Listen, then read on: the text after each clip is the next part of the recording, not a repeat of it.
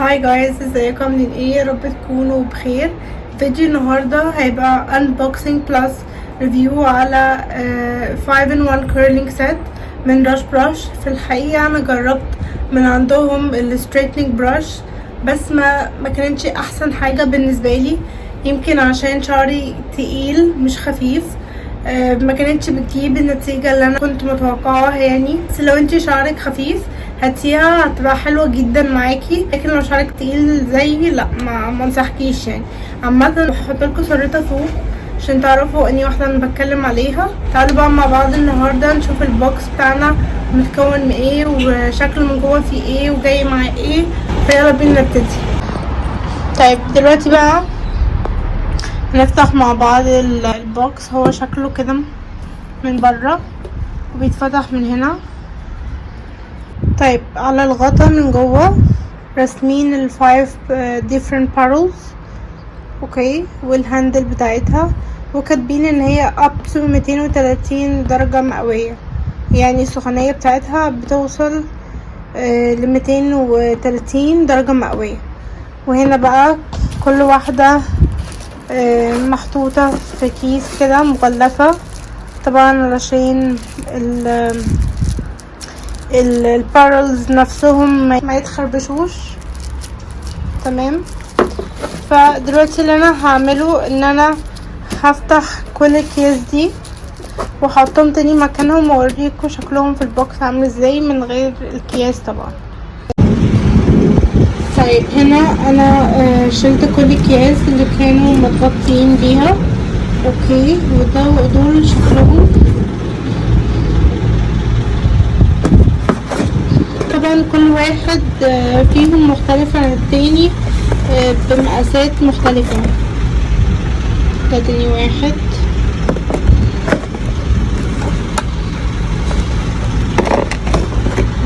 ده اكتر واحد شكله يونيك قوي وعجبني قوي.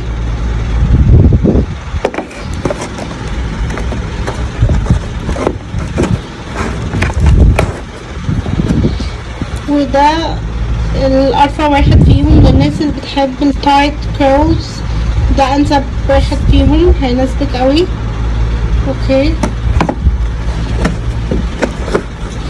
وده بقى اللي انتي لو انتي حابة تعملي لوس كيرلز، دي ادخل واحدة فيهم، فدي اللي بتعمل اللوس كيرلز.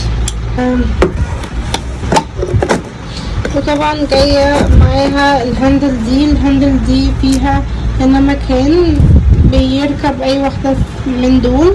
لما تيجوا تحبوا تفكوا الراس اللي انتوا هتركبوها عليها بتدوسوا بس على الزرار ده، شايفين، وتشدوا. طبعا بتفكوها لما تبقى باردة.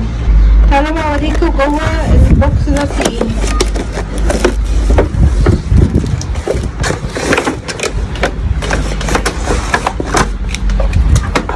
فيها بامفلت كده علشان توجهك على انهي درجة حرارة تشغليها، وفيها المقاسات المختلفة، كل واحدة بمقاسها بتعمل كيرز شكله عامل ازاي وكده.